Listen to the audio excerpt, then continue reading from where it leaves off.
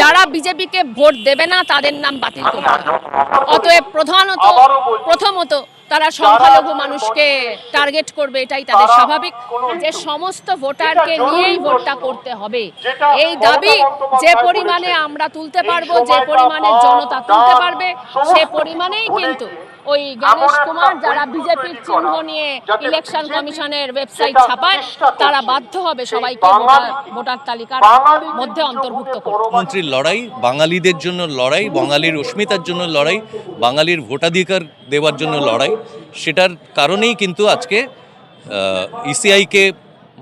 ECI বাধ্য হয়েছে এই নামগুলো অ্যাডজুডিকেশনে পাঠিয়ে যাতে এই প্রক্রিয়াটাকে আরও দীর্ঘ থেকে দীর্ঘতর করা যায়। বলবো সমগ্র বাঙালি জাতি যারা নিজেদেরকে বাঙালি মনে করে, বাংলার অস্মিতা যাদের মধ্যে আছে, তারা সবাই মিলে, আমাদের সকলেরই অন্যান্য নানান কাজ রয়েছে, কিন্তু বাঙালি অস্মিতা যাদের মধ্যে আছে তারা এগিয়ে আসুন। নিজের কাজ নিশ্চয়ই থাকবে, আপনি হয়তো আপনার নাম উঠে গেছে ভোটার তালিকায়, কিন্তু বাঙালির জন্য বাঙালি হয়ে আপনারা পাশে দাঁড়ান, এটাই আমাদের বক্তব্য। না, এটা তো অক্ষমতা, একটা বিরাট কাজ তারা নিয়েছেন যেটা করবার মতো ক্ষমতা তাদের নেই।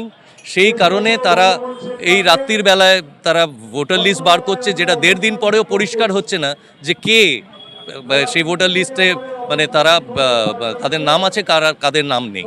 এই রাত্রির বেলা বার করার কারণ কিন্তু একটাই, যে অর্ধেক লোক ধোঁয়াশার মধ্যে থাকুক, সারাদিন ধরে তারা একটা আশঙ্কার মধ্যে থাকুক, ভয়ের মধ্যে থাকুক, মানুষকে ভয় দেখানো। কিন্তু মানুষ ভয় পেলেও এক জায়গায় জানতে হবে যে একটা জায়গায় গিয়ে যখন পিঠে দেয়ালে পিঠ থেকে যায়, তখন কিন্তু তারা কিন্তু উল্টে আক্রমণ করে, উল্টে তারা ঘুরে দাঁড়ায়। তারা কিন্তু সঠিক যাতে লিস্টটা বেরোয় তার জন্য লড়াইয়ে তারা কিন্তু নামবে। এই অ্যাডজুডিকেশনটা হয়েছে মুখ্যমন্ত্রীর সুপ্রিম কোর্টে গিয়ে লড়াই করার ফলে, নয়তো এই যে 60 লক্ষ লোক যাদেরকে টার্গেট করে রেখেছে তাদের নাম কিন্তু ওই যখন ফাইনাল লিস্ট বেরিয়েছিল তখনই বাদ চলে যেত। এটা হতে পারেনি, তার কারণ হচ্ছে মুখ্যমন্ত্রীর লড়াই, বাঙালিদের জন্য লড়াই, বাঙালির অস্মিতার জন্য লড়াই, বাঙালির ভোটাধিকার দেওয়ার জন্য লড়াই। সেটার কারণেই কিন্তু আজকে ইসিআই বাধ্য হয়েছে এই নামগুলো অ্যাডজুডিকেশনে পাঠিয়ে যাতে এই প্রক্রিয়াটাকে আরও দীর্ঘ থেকে দীর্ঘতর করা যায়, এবং যত সময়ে যাবে লোকের অন্য কিছু ভাববার যেন কোনো রকম অবকাশ না পায়, এবং ভোটটা যাতে উতরে যায়, এটাই হচ্ছে মেন টার্গেট। কিন্তু সেখানে মুশকিল ওদের হয়ে গেছে যে তার মধ্যে সুপ্রিম কোর্টের অর্ডার চলে এসছে এবং এটা হাইকোর্টের আন্ডারে চলে গেছে। তারা আজকে ইলেকটোরাল অফিসারদের দিয়ে, ইলেকটোরাল অফিসার বলছি মানে জাজেসদের দিয়ে তারা এই অ্যাডজুডিকেশনগুলোকে করছে। দেখুন, যারা বৈধ ভোটার, আমাদের যেটা প্রথম থেকে আমাদের প্রত্যেক বাঙালির যে বাংলাকে বাঁচানোর জন্য যেটা লড়াই, সেটা হচ্ছে প্রত্যেকের বৈধ ভোটার যাতে তাদের একজনেরও নাম বাদ না যায়। কিন্তু এই যে প্রথম লিস্টটা বেরোলো, সাপ্লিমেন্টারি লিস্ট, তাতে 28 বা 29 লক্ষ লোকের লিস্ট যদি বেরিয়ে থাকে, সেটা কেন এখনো পরিষ্কার হচ্ছে না যে এক্স্যাক্টলি কতজন নাম বাদ গেছে, কেউ বলছেন না। মানে এটা তো ইসিআইয়ের কাছে এটা পরিষ্কার যে কতজনের নাম আছে, কতজনের নাম নেই। তাহলে কি এটা ভাবতে হবে যে ইসিআই যেভাবে ভেবেছিল যে যতজনের নাম এই অ্যাডজুডিকেশনে বাদ যাবে তার থেকে কম নাম বাদ গেল? এটা কিন্তু ভাববার জায়গা এসছে, যার জন্য আমার মনে হয় এই ধোঁয়াশায় রেখে দেওয়া এবং চূড়ান্ত তালিকাটা প্রকাশ ঠিকমতো না করা, যাতে মানুষ হয়রান আরও হয় যে সেখানে আমার নাম থাকলো কিনা, আমার মায়ের নাম থাকলো কিনা, আমার ভাই বা বোনের নাম থাকলো কিনা, বা আমার স্ত্রীর নাম থাকলো কিনা, আমার ছেলেমেয়ের নাম থাকলো কিনা। এই একটা জায়গায় কিন্তু মানুষ মানে সাংঘাতিকভাবে হয়রানির জায়গায় গিয়ে পৌঁছচ্ছে, যেটা কখনোই কাম্য নয়। এবং আমাদের বিরোধিতা সেটাকে নিয়েই, যারা বলছে যে আপনারা পক্ষপাতিত্ব থেকে দূরে থাকুন, কিন্তু আমাদের বক্তব্য হচ্ছে আমরা পক্ষপাতিত্ব করছি না, পক্ষপাতিত্ব করছে ইলেকশন কমিশন অফ ইন্ডিয়া, যাদের কিন্তু পক্ষপাতহীন হয়ে কাজ করার কথা। সেই কারণেই ইলেকশন কমিশন অফ ইন্ডিয়া তৈরি হয়েছিল। সেখান থেকে তারা অনেক দূরে সরে রয়েছে, এবং তারা যতক্ষণ না এই লিস্টটা সঠিকভাবে বার করছে ততক্ষণ পর্যন্ত আমাদের এই প্রতিরোধ রাস্তায় নেমে হবে। এবং আপনাদের মাধ্যমে বলবো সমগ্র বাঙালি জাতি যারা নিজেদেরকে বাঙালি মনে করে, বাংলার অস্মিতা যাদের মধ্যে আছে, তারা সবাই মিলে, আমাদের সকলেরই অন্যান্য নানান কাজ রয়েছে, কিন্তু বাঙালি অস্মিতা যাদের মধ্যে আছে তারা এগিয়ে আসুন। নিজের কাজ নিশ্চয়ই থাকবে। আপনি হয়তো আপনার নাম উঠে গেছে ভোটার তালিকায়, কিন্তু বাঙালির জন্য বাঙালি হয়ে আপনারা পাশে দাঁড়ান, এটাই আমাদের বক্তব্য। না, এটা তো অক্ষমতা। একটা বিরাট কাজ তারা নিয়েছেন, যেটা করবার মতো ক্ষমতা তাদের নেই। সেই কারণে তারা এই রাত্রির বেলায় তারা ভোটার লিস্ট বার করছে, যেটা 1.5 দিন পরেও পরিষ্কার হচ্ছে না যে কে সেই ভোটার লিস্টে মানে তারা তাদের নাম আছে, কাদের নাম নেই। এই রাত্রির বেলা বার করার কারণ কিন্তু একটাই, যে অর্ধেক লোক ধোঁয়াশার মধ্যে থাকুক, সারাদিন ধরে তারা একটা আশঙ্কার মধ্যে থাকুক, ভয়ের মধ্যে থাকুক, মানুষকে ভয় দেখানো। কিন্তু মানুষ ভয় পেলেও এক জায়গায় জানতে হবে যে একটা জায়গায় গিয়ে যখন পিঠে দেয়ালে পিঠ থেকে যায়, তখন কিন্তু তারা উল্টে আক্রমণ করে, উল্টে তারা ঘুরে দাঁড়ায়। তারা কিন্তু সঠিক যাতে লিস্টটা বেরোয় তার জন্য লড়াইয়ে তারা কিন্তু নামবে।